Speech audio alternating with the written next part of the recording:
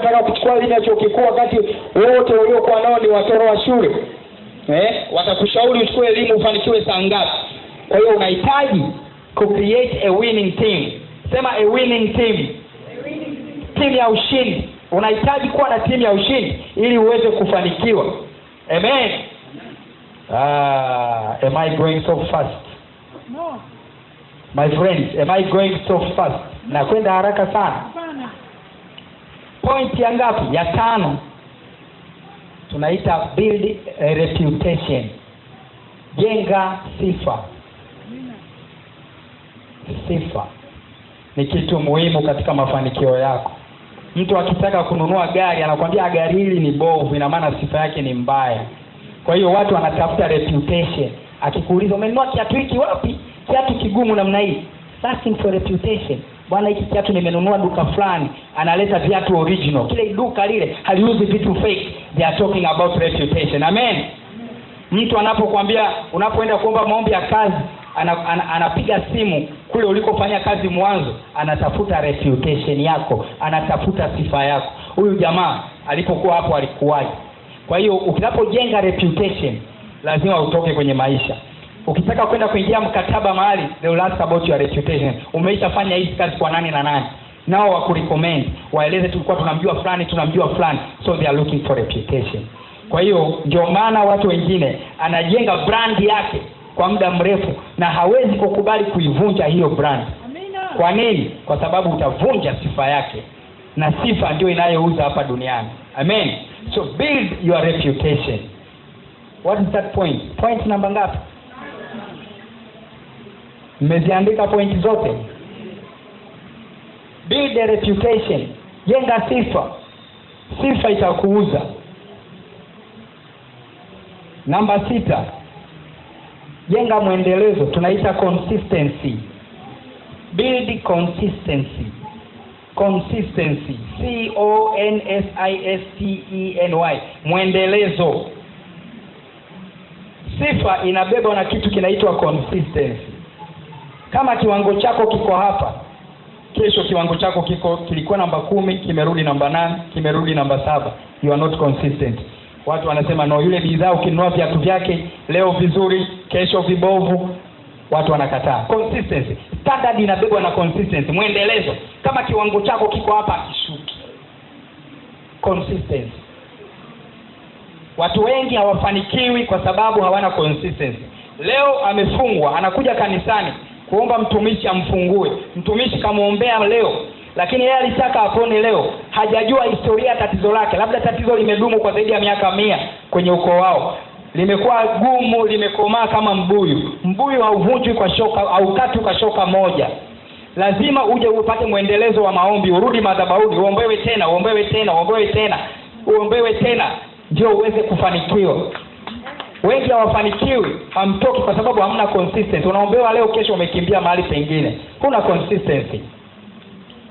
Yesu alionyesha mfano wa consistency wakati alipomwombea yule kipofu.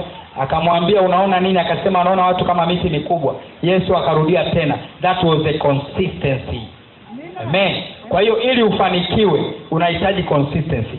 Uwe hivi, sio hivi. Leo juu kesho chini, leo juu kesho chini. Inavunja sifa yako. If you want to build your record, build on consistency. Amen. Jenga katika mwendelezo uliosimama. Is this too much? Labda niko haya ni mengi sana Okay. Oh my God, inaweza ikakuta ni mengi sana. Na ogopa, unajua hili somo linakwenda part 1, 2 na 3. Huenda leo nikafundisha part 1, kesho nikamaliza 2 na 3. Nisiwachanganye, alafu mkakuta nimemaliza and then you are confused my friend. Nakuta nishakuchanganya badala ya kukufanikisha. Nimesema point number 6, consistency. Mwendelezo. Amen. Watumishi wa Mungu tuko sawa? Mimi naamini kabisa kanisa hili ni la watu ambao wana uelewa mkubwa. Kwa hiyo wanaweza kumeza vile ninavyovimwaga. Amen. Okay. Point namba ngapi tunaingia? Namba 7, namba 8. Namba 7. Build confidence. Jiamini. Wengi tuna vitu vikubwa lakini hatujiamini. Oh my God. Mtu akisimama hapa na Mwakasege anaweza akashindwa kuhubiri. Kwa nini? Hajiamini. Anaogopa uwepo wa yule aliyosimama mbele hapo. Amina. Watu wote waliofanikiwa wana confidence. Ngoja nikupe siri leo kubwa. Confidence. Listen. Confidence is a language that is written on your face. Kujiamini ni lugha ambayo imeandikwa usoni mwako. Mtu akikuangalia anajua yule anajiamini. Hujawahi kusikia yule anajiamini, yule achana naye. Hii kazi ngumu usimpe fulani, mpe fulani. Why? Kwa sababu jamaa anajiamini. Confidence is written here, iko kwenye uso wako. Watu wote waliofanikiwa ni watu waliojiamini. Unaenda kwenye interview, unaongea na watu wakubwa, unawaacha watu wenye degree zao na masters. Why? Kwa sababu umejiamini. Amen. You have to be confident. Ukiwa na confidence. Mimi napenda sana kutoa mifano ya Biblia. Sitaki kuwachosha, mfungue Biblia muondoe hii. Unajua, mwalimu anapofundisha, kwa nini walimu wengi wanapofundisha watu wanalala? Kwa nini walimu wazuri wanashindwa kufundisha watu? Kwa sababu kuna vitu viwili. Hii inakuibia. Nitakwambia kwa nini. Kuna kitu kinaitwa must know and good to know. Vitu viwili katika kufundisha. Must know and good to know. Must know ni facts. Ni vitu vya must know, lazima ujue ni vitu vya facts. Ukisema kutoka hapa mpaka Morogoro ni kilomita 10. Kutoka hapa na ndege kutoka mpaka Uingereza ni muda fulani. Hiyo ni facts. Lakini hizo ukweli watu hawautaki. Ukiongea watu wanalala. Kwa hiyo kuna kitu kinaitwa good to know. Details zinazoremba ile facts zinakufanya wewe ulale. Stories zinazozunguka lile neno ndio watu wanapenda. Wewe kuna mwalimu amekufundisha tangu la 3 mpaka leo msahau kwa sababu alikuwa na good to know. Amen. Sasa mimi napenda nikufundisha kama unaposimama, unapojiamini, unaweza ukatengeneza kitu. Unaweza ukaongea kitu watu wakapenda. Haijalishi una elimu kiasi gani. Ujue tu mbinu. To build your confidence. Amen. Build your confidence. Alafu kingine kinachofuata baada ya confidence, namba 8, kuna kitu kinaitwa commitment. Kwa Kiswahili nitaita what? Kwa Kiswahili commitment, yani ule nia ya I don't know, ni nia. Commitment kwa Kiswahili ni ule uwezo wa wewe kama unafanya kitu unakifanya kwa bidii yote, kwa umakini wote. Sio kwamba leo umefanya kesho umerudi nyuma. Watu wote Mungu aliowaita kwake, they were committed to God. Sawa Kwa hiyo lazima uwe committed. Ili neno commitment kwa Kiswahili huwa linanishinda sana. Labda uchanganye nia na juhudi. Kujitoa. Ni kama kujitoa hivi katika jambo fulani. Ni kujitoa. You are committed. Asante mtumishi. You are committed to something. Lazima ujitoe kwenye kitu. Watu wengi wanataka lakini hawajitoi. Anataka ndoa lakini hajitoi. Hutaipata ndoa. Unataka kufanikiwa lakini ujitoi. You are not committed. Utasema wewe una commitment bwana. Kwamba tulikubaliana utafanya hii kazi, ni kuachia umalize lakini nikiondoka na wewe unaondoka. You are not committed. Yaani wewe ujitoi kwenye hii kazi niliyokuachia. Kwa hiyo hata katika malengo yako, unabayo unalenga kufanikiwa, unatakiwa ujitoe. You need to be committed to anything ambacho unakifanya. Ukifika hapo lazima kuna kitu kitatokea. Point number 8. We are talking about what? Commitment. Sema kujitoa. Point number 9. My God. Na point ya 9. Kuna kitu kinaitwa power of repetition. Nguvu ya kurudia tena. Hili ni somo lenyewe kamili, lakini nitaligusia. Inaitwa power of repetition. Sema power of repetition. Nguvu ya kurudia tena. Watu wote waliofanikiwa dunia hii hawakushinda mara ya kwanza, walirudia tena. Wengi waliodondoka hawakurudia tena. Umejaribu biashara leo ikakushinda, unahama unaenda kufuata biashara nyingine. Labda ungerudia tena, ungekuwa una experience, ungeweza ukatoka.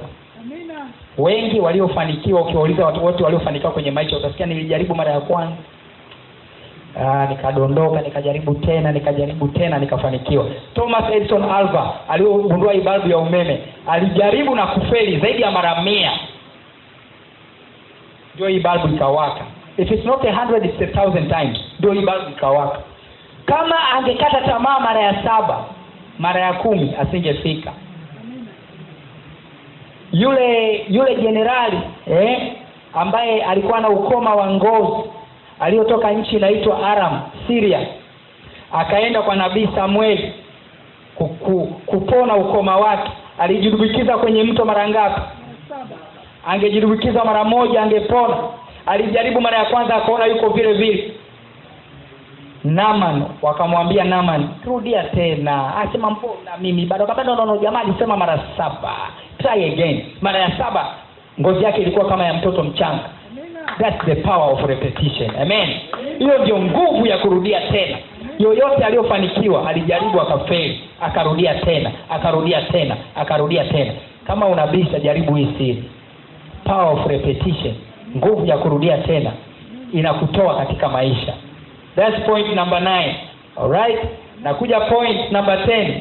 Kuna kitu kinaitwa stay focused. Stay focused. Focus ni jinsi unavyoangalia kitu. Focus. Kama kamera anakuambia weka focus vizuri, ana maana weka ili uweze kuona vizuri, urekebishe kile kinachokuonyesha. Focus. Tunaelewana Ili neno focus nataka nilitafsiri kwa kila herufi. F-O-C-U-S ndio neno linaitwa focus. Mimi nataka nikutafasirie focus. Follow one course until successful. Focus. Fuata njia moja mpaka ufanikiwe. Follow one course until successful. F, follow. O, focus. F, follow. O, one. C, course. U, until. S, successful. Focus. Amina. Sasa ukiwa umefocus, umefuata kitu fulani, nikiwa na maana gani? Na maana usifate vitu vingi kwa wakati mmoja, hutafanikiwa. Wenyewe wanasema jack of all trades is a master of none. Mpenda vyote ukosa vyote. Amen. Huwezi ukafata vitu 10 ukafanikiwa. Ndio maana nakwambia follow one course until successful. Fuata lengo moja, ukimaliza unafuata lengo lingine. Amen. Lakini sasa kwenye kufata, kwenye focus, kuna matatizo mengi sana. Unapokuwa na lengo lako katika maisha, kuna sauti zitaingia katikati yako. Ulikuwa unakwenda hivi, utajikuta huko hivi. Kufuata lengo lako mpaka ukafanikiwe, unatakiwa uzibe masikio. Kuna marafiki wa uongo wataingia. Kuna watu wataingilia lengo lako, watalipotosha, litapinda, utaona unakwenda kushoto. Ni Batimayo ndio aliyomuita Yesu amponye nani? Amponye ni upofu Batimayo alipomuita Yesu, watu walimwambia acha unapiga kelele, unampigia kelele nani? Unampigia kelele mtumishi. Lakini yeye hakusikiliza zile kelele, bado aliendelea, Mwana wa Daudi naomba unirehemu, mpaka Yesu akasikia. Kama Batimayo angewasikiliza zile sauti zinazoingia huko, zinazomwambia awache kufuata hiyo kozi yake ya kutaka uponyaji, Yesu angepita. Amena. Kwa hiyo unapofuata focus yako, usisikilize watu wanaongea nini. Wewe unataka kuchukua udaktari, wanakuambia fanya hiki, wanakuambia hiki, mwisho wa siku unakuta umetoka umekwenda huko.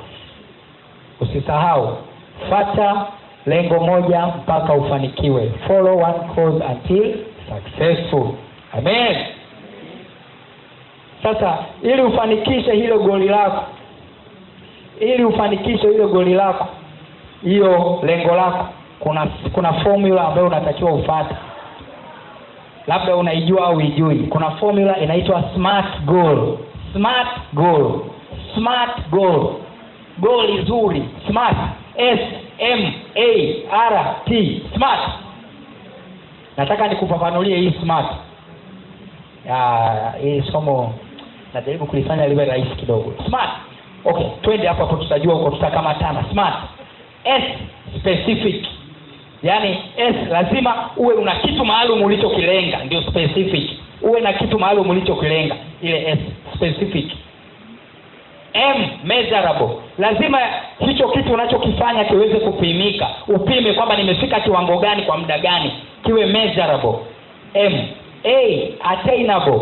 Usiweke goli ambalo haliwezekani. Huwezi ukasema ndani ya miaka 2 mimi napanga mpango wa kurusha chombo kwenda sayari ya Mars. Hilo goli la ajabu haliwezekani. Kwa hiyo goli lako lazima liwe linawezekana, attainable. R, liwe realistic. liwe la ukweli, ni kitu ambacho kinawezekana. Ukisema mimi kufikia mwaka wa kesho nitakuwa nimenunua kiwanja, ni kitu kinawezekana. It is realistic. Alafu mwisho, time frame, weka muda. Kwa hiyo you have to be specific. Your goal should be specific, measurable, attainable, realistic and time frame.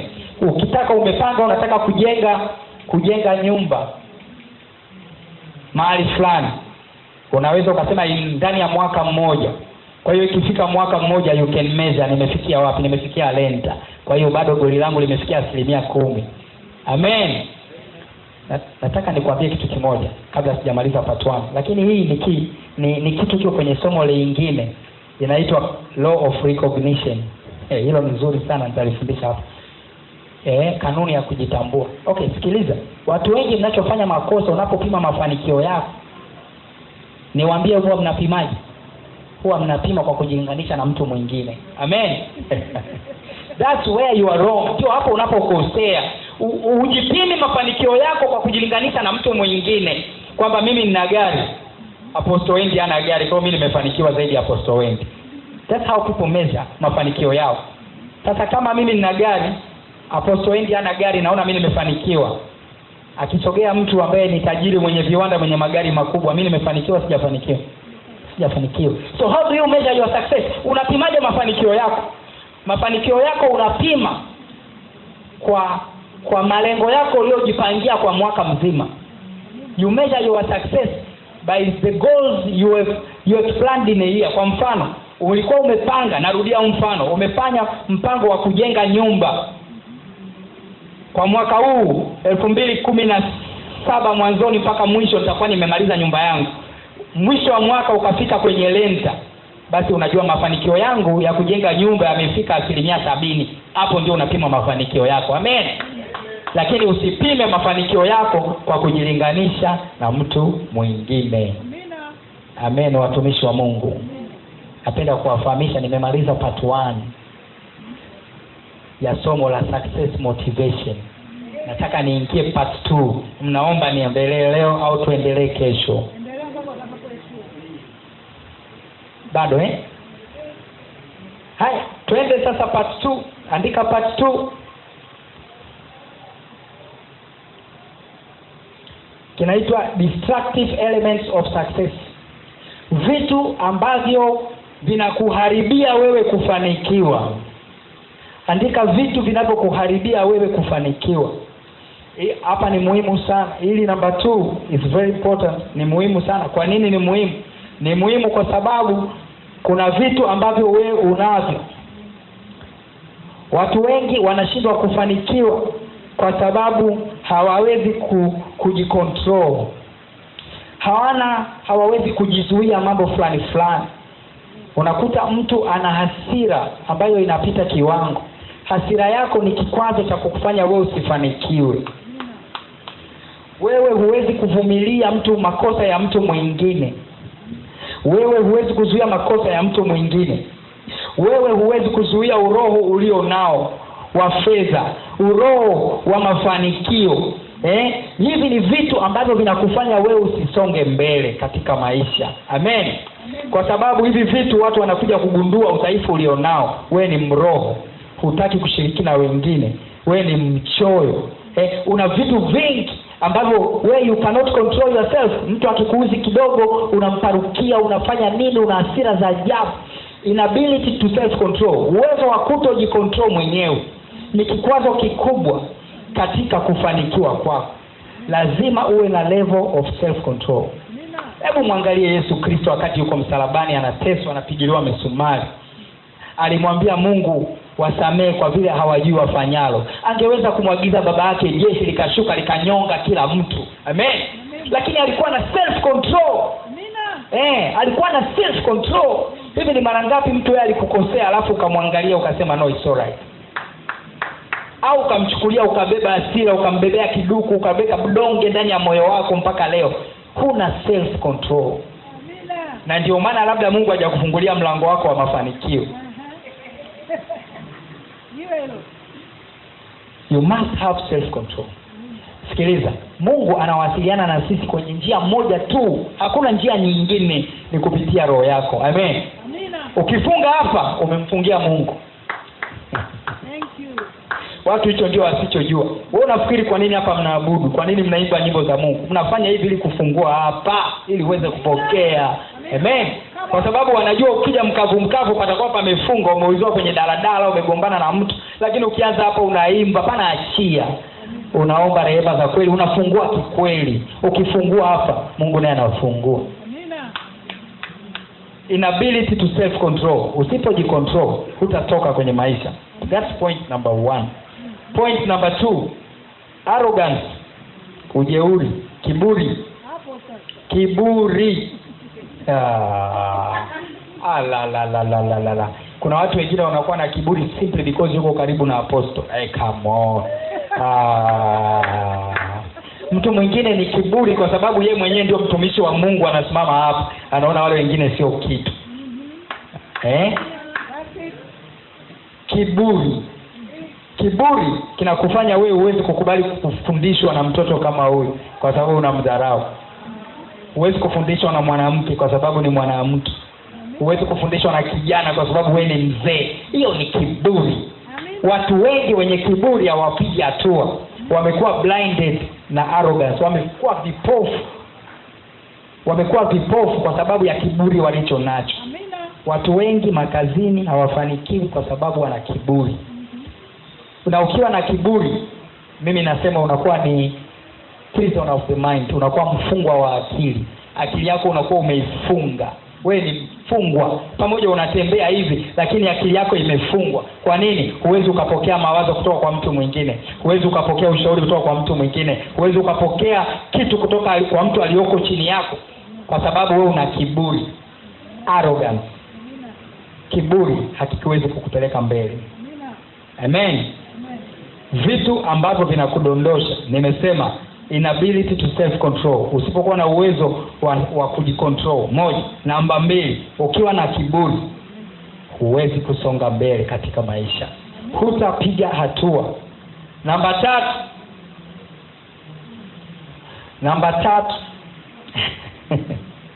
Namba 3, kijicho, jealousy. Hapa rafiki yangu ni pakubwa sana hapa. Hapa bwana, itabidi nitulie hapa kwanza. Nataka nikuulize, je, wewe unaona wivu kwa mafanikio ya wengine? Mwenzako anapofanikiwa unajisikiaje? Unapata pressure au? Jiulize mwenyewe. Hebu mgeukie mwenzako mwambie, ninapofanikiwa wewe unajisikiaje?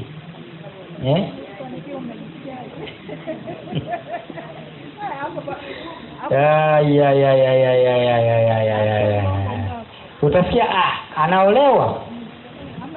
Utasikia anaolewa. Kwani ndoa kitu gani bwana? Hata sitaolewa bwana. Haiendi hivyo. It's not like that. It's not like that. Wivu ni mbaya, ni ugonjwa mbaya sana. Mimi naita kijicho. Achana na wivu. Kijicho ni ugonjwa mbaya sana. Hebu fikiria, wewe labda uko hapa kanisani, labda wewe ni superstar, unajulikana, wewe uko juu, au ni kazini, unajulikana, wewe uko juu, kila kitu unaitwa fulani, kila kitu pita hiki, unajisikia uko juu sana. Anaingia mgeni, anaajiriwa. Huyo mgeni ana uwezo zaidi yako. Ile sifa yote na raha yote ulionayo anachukua yeye. Wewe unajisikiaje? Wewe ulikuwa una jina kubwa, leo ukachukua mwingine. Wewe hujulikani tena, kila mtu ni huyo. Jo. Pita amesaulika, hajulikani kabisa. Unajisikiaje?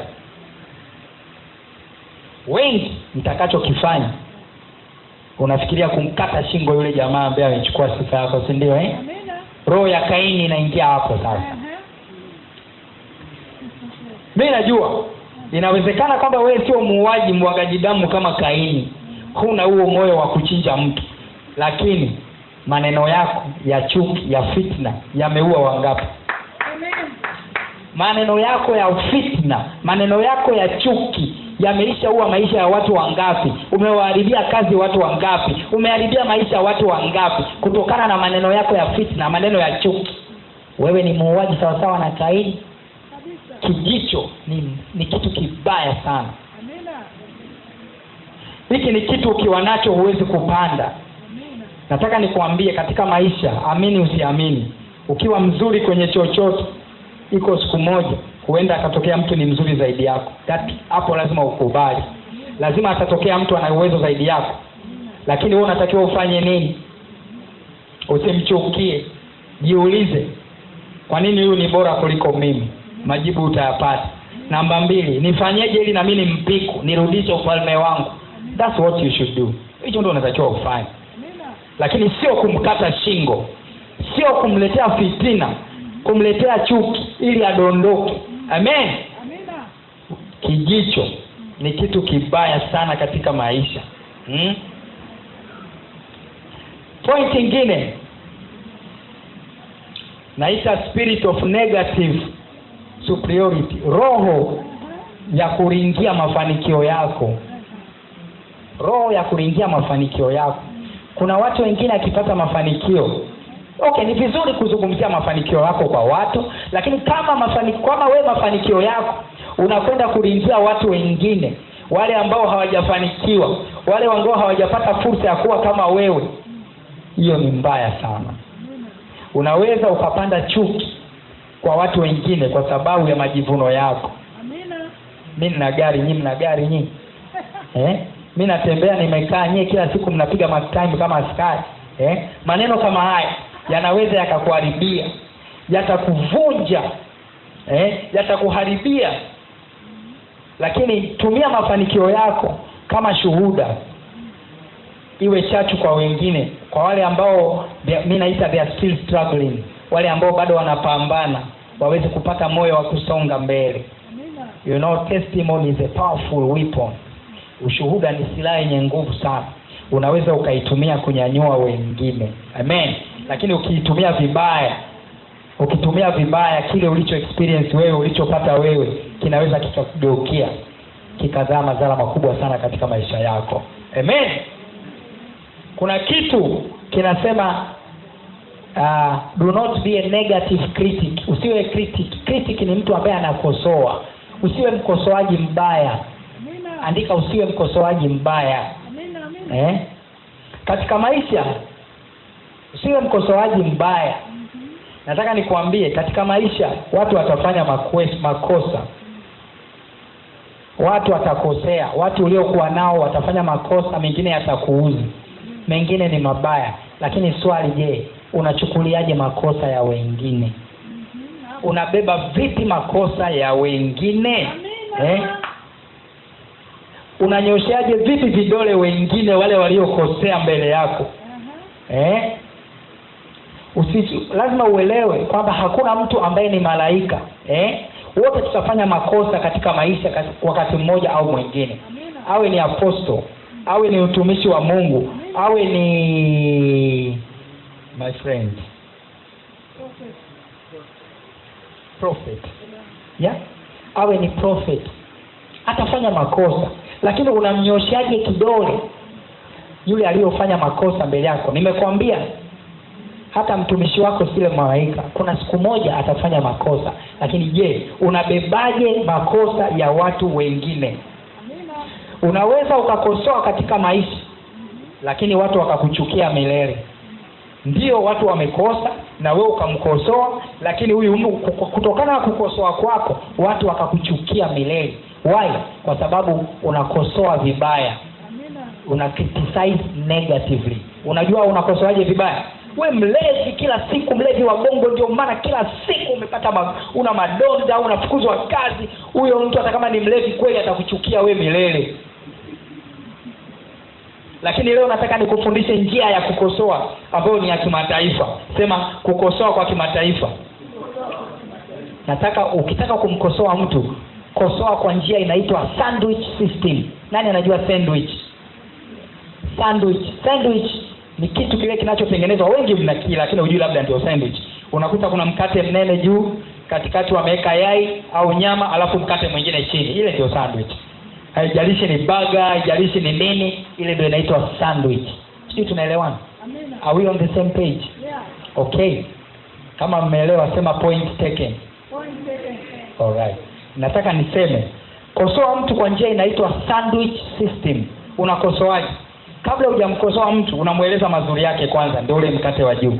Sema mueleze mazuri yake kwanza. Hakuna mtu ambaye ana mabaya yote, ana mazuri yake. Amina. Ili umkosoe vizuri, taja mazuri yake. Wewe bwana unajua unawahi sana kanisani. Alafu wewe ni mfanyakazi mzuri, angalia unasafisha viti, unawahi kabla ya wengine, ni mtoaji sadaka mzuri, unamueleza yale mazuri yake. Alafu sasa unamueleza yale mapungufu yake, sio mabaya, mapungufu. Ndio kale kamkate katikati kale kayai kale. Unamwambia lakini kuna sehemu unayohitaji kujirekebisha, kwamba wewe una kiburi, unakuaga unaongea vibaya na wenzako, huna maneno mazuri, unamueleza kale katikati. Alafu sasa unamueleza ule mkate wa mwisho. Ukirekebisha hii njia yako ya mafanikio, utakuwa ndio ule mkate mwingine, utafanikiwa hivi na hivi. Amen. Hakuna mtu duniani ukitumia njia ya sandwich kumrekebisha atakuchukia. Amen. Sio, umeelewa vizuri? Should I repeat it again? Umeelewa? Umeelewa? Kwa hiyo unapokosoa tumia njia ya sandwich.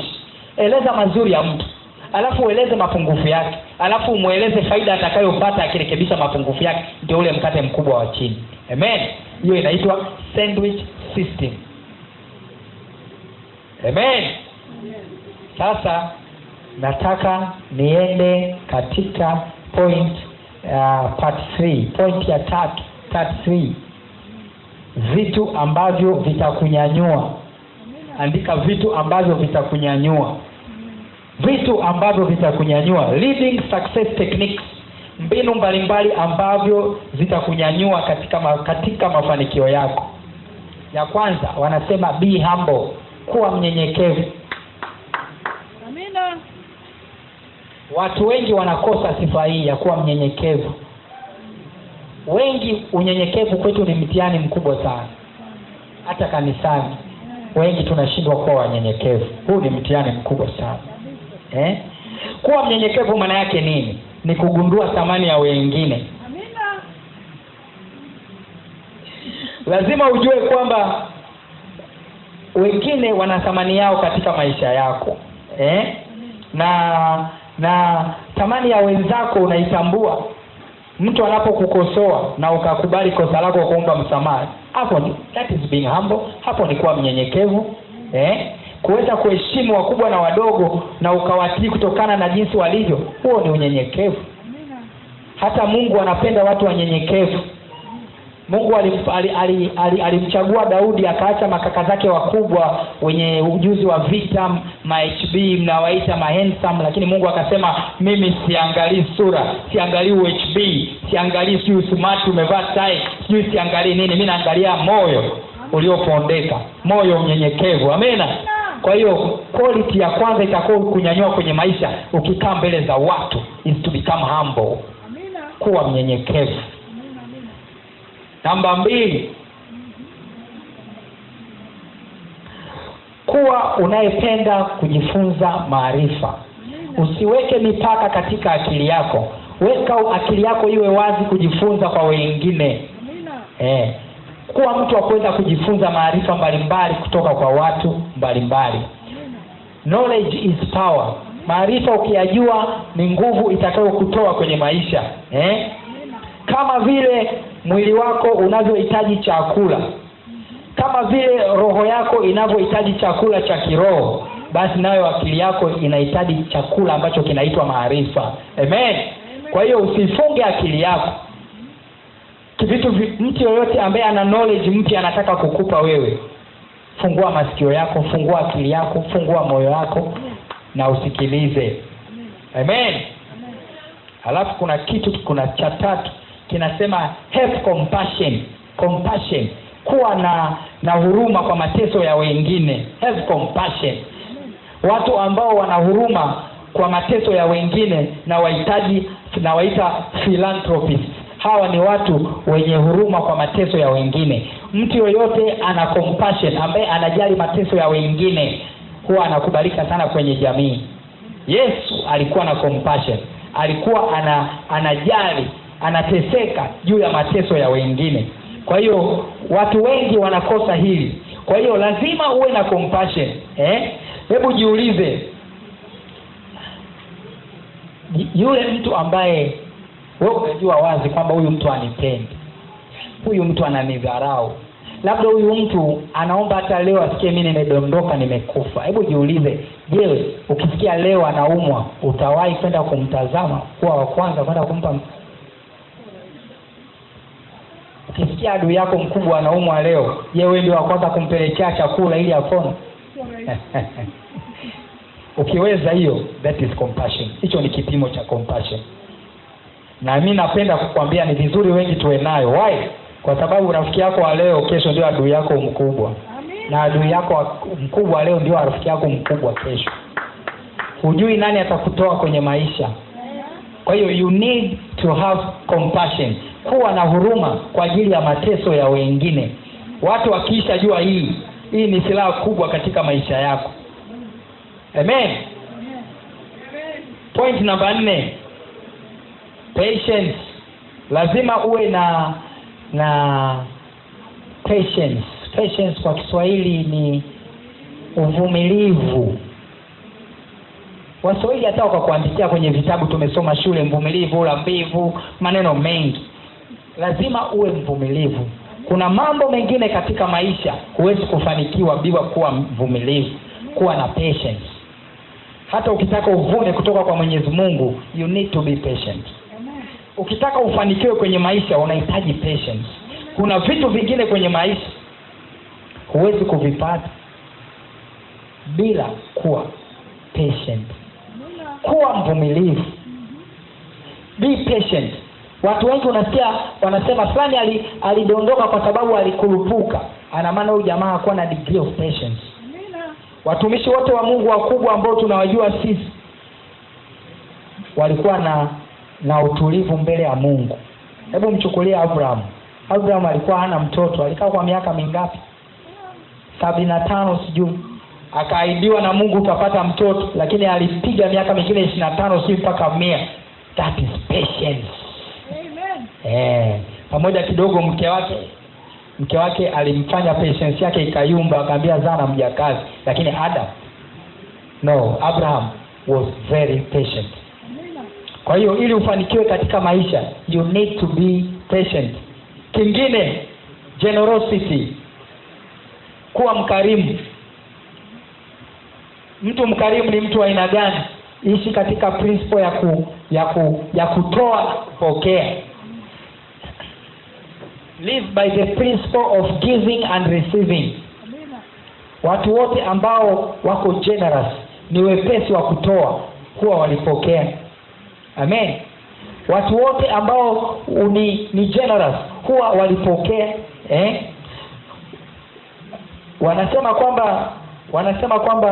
Wanasema kwamba mtu yoyote ambaye yuko generous is a generous giver will receive. Mtu yoyote ambaye ametoa hapa kanisani wanakuambia kwamba labda tuna mchango wa kununua speaker. Nyumba ya Mungu inahitaji speaker. Hiyo ni opportunity ya kuchukua baraka za Mungu. Amen. When you give you will receive from God. Amen. Lakini kwa yule ambaye hatoi huwa ni ngumu sana kupokea. Yule anayetoa kwa wengine, kwa maskini, kwa watu wenye shida, huwa anapokea. Kwa hiyo live by the principle of giving and receiving. Na hiyo yote inajengwa na kuwa mkarimu, being generous, kuwa mkarimu. Na kingine kizuri sana kinaitwa the grace of doing good. Neema ya kufanya mema. The grace of doing good. Hebu semeni the grace of doing good. Neema ya kutenda mema. Hii nitakuelezea kwa kisa fulani ambacho kilitokea Marekani. Kuna mtu mmoja kuna kijana mmoja Marekani, if I'm not mistaken, alikuwa anaitwa Smith. Huyu kijana alikuwa ni kijana maskini sana. Alikuwa hana uwezo wa kuweza kukaa nyumbani kwake akala kama vijana wengine, na lazima afanye kazi ndio apate chochote aweze kula siku hiyo. Huyu kijana siku moja alikuwa anauza nguo kama hivi wanavyouza sisi, unapeleka mahali kwa mrembo fulani magauni ananunua, unapeleka wapi, afu jioni anaenda shule. Siku hiyo alitoka akaenda, the whole day anatembeza, hakuuza hata kitu kimoja. Akawa na njaa sana, kila anapokwenda hakupati biashara, njaa imemshika sana. Akakaa kawaza, sasa nifanye nini? Mzigo nao mkononi, sina hela, nitakula wapi? Wazo likamjia, kwani usiangalie nyumba yenye kifahari fahari pale, ukienda ukigonga ukiomba chakula obviously utakuwa na chakula kilichobaki, au vipi? Akaenda, alipofika kwenye ile nyumba akagonga. Alipogonga akafungua msichana mmoja mrembo sana. Jamaa roho ikaruka, msichana mrembo namna hii muombe chakula mimi? Neno likatoka haraka, akasema naomba maji. Naomba maji. Yule binti akaingia ndani, akatoka na glasi ya maziwa kubwa akampa. Jamaa akashangaa, akaiangalia ile glasi, kasikia tumbo linacheza, maana ana njaa. Akasema sasa nimuulize kwamba hii anauza au nini, lakini kwa sababu alikuwa na njaa ikabidi kwanza aipige yote kwanza, itulize tumbo. Akanywa yale maziwa yote. Hapo akamwambia binti, samani, mimi nilikuwa naomba maji, naona umeniletea maziwa, sijui unahitaji malipo yoyote? Yule msichana akamwambia hapana, mamangu kanifundisha ukisaidia mtu usimuombe ujira, usimuombe malipo. Jamaa akamuuliza unaitwa nani? Kamwambia jina lake. Kamwambia asante sana, Mungu akubariki. Yule jamaa akaondoka na nguo zake akaendelea kuuza. 30 years later, the grace of doing good. Hebu sema the grace of doing good. Amina. Yaani neema ya kutenda mema. Miaka 30 baadaye yule kijana alikuja kuwa daktari mkubwa bingwa kwenye hospitali moja iko Marekani, anayedili na magonjwa ya kike, magonjwa ya nini, magonjwa mbalimbali mazito. Alikuwa anafanya kazi, akaletewa mama mmoja ameshaanza kuchoka, amekuwa kama bibi, anaumwa sana.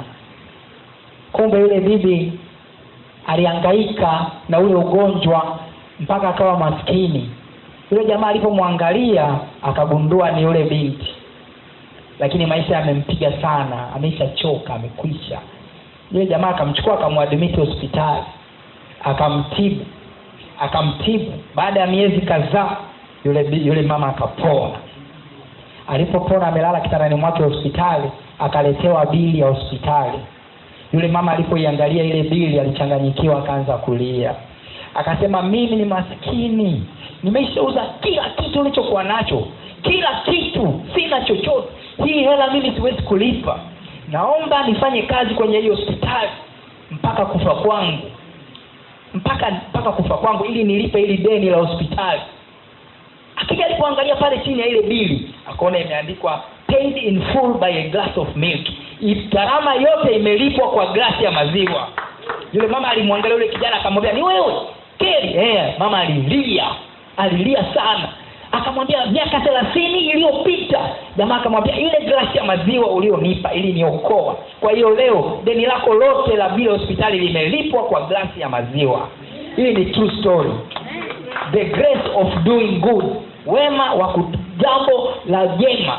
Kila siku nakwambia jaribu sana kutenda wema.